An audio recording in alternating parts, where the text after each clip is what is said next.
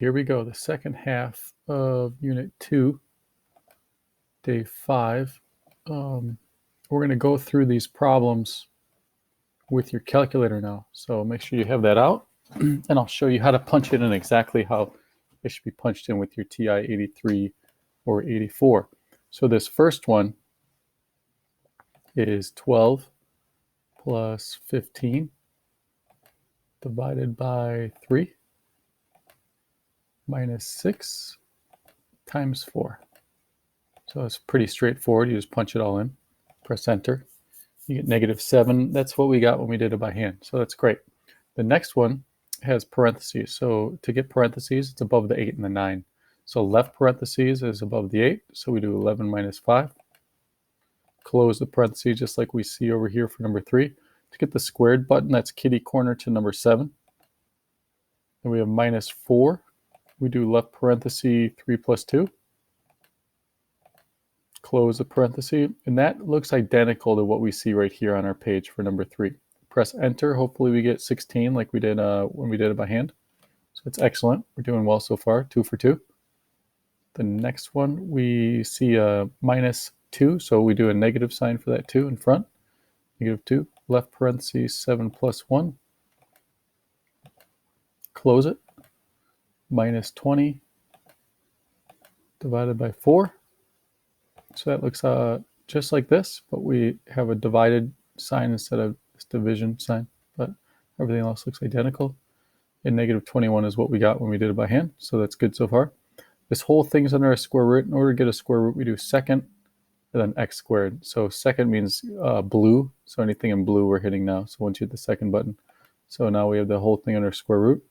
We do 4 squared. The squared button again is kitty corner to the 7, plus 38. Minus, and then parenthesis is above the 8, so it'd be 3 plus 2, and to close the parenthesis, it's above the 9. I'm going to arrow over 1, so that's the arrow button right here. I'm going to get out of it. I'm going to press enter. Hopefully it gives us 7. Okay, good. So all of them we went 4 for 4, just punching them in our graphing calculator. And you're allowed your graphing calculator on the quiz and the test for this, so you should get good at it.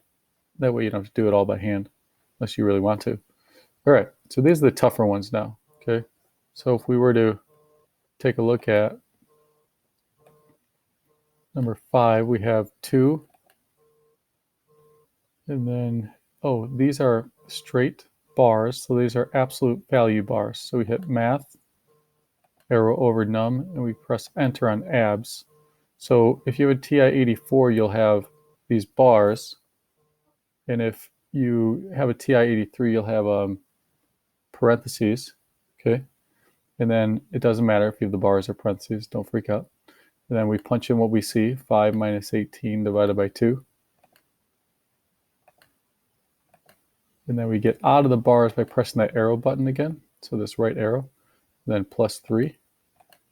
Press enter, and hopefully you got 11. And I think when we do that by hand, 18 divided by 2 is what we do first in there. That'd be 9. 5 minus 9, and the absolute value is -4. The absolute value of -4 is 4, so 2 times 4 is 8, and then 8 plus 3 is 11, so we're good. The next one would be square root, so we have 36. That's divided by 4, and then we arrow out, and then it's -5 squared, and then we press enter. That'd be -22. And then 7 and 8. Oops. All right, so for 7, it's a fraction. So there's 2 ways to do it. One way is to do the whole top and the whole bottom, then divide those 2 numbers. So that's the first way I'll show you. So the whole top would be 5 parentheses 4 plus 3. Close the parentheses. Press enter. That's the top number, 35. The bottom is 12 minus 7. Press enter, and that's 5. So now if you do 35 divided by 5, because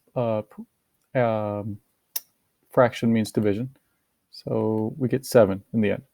Or you could punch it all in parentheses, so the whole top's got to go in parentheses, because your calculator will follow the order of operations, and if you don't put it in parentheses the whole top, it'll actually do this divided by 12 first before it does 12 minus 7.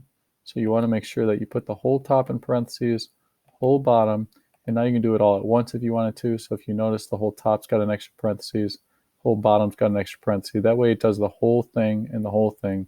You press enter, you get 7 as well. So either way works. If you don't put the parentheses, you're going to get the wrong answer. So you want to make sure you have them if you're going to do it all in one step.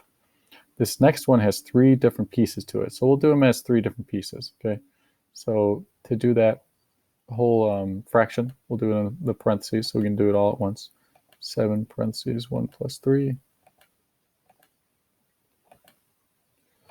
I got to do double parentheses there. The bottom is 5 times 3 minus 1.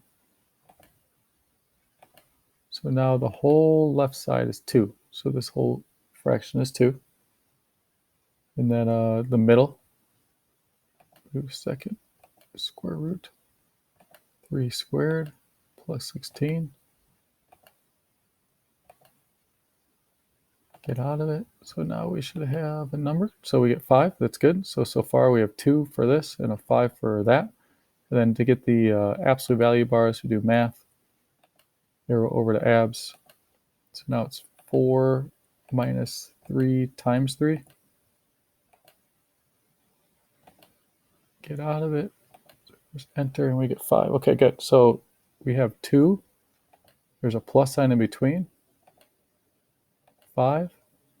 And then minus 5. Press enter and we get 2 in the end. So that's our answer for this last one. So that's everything as far as the calculator goes.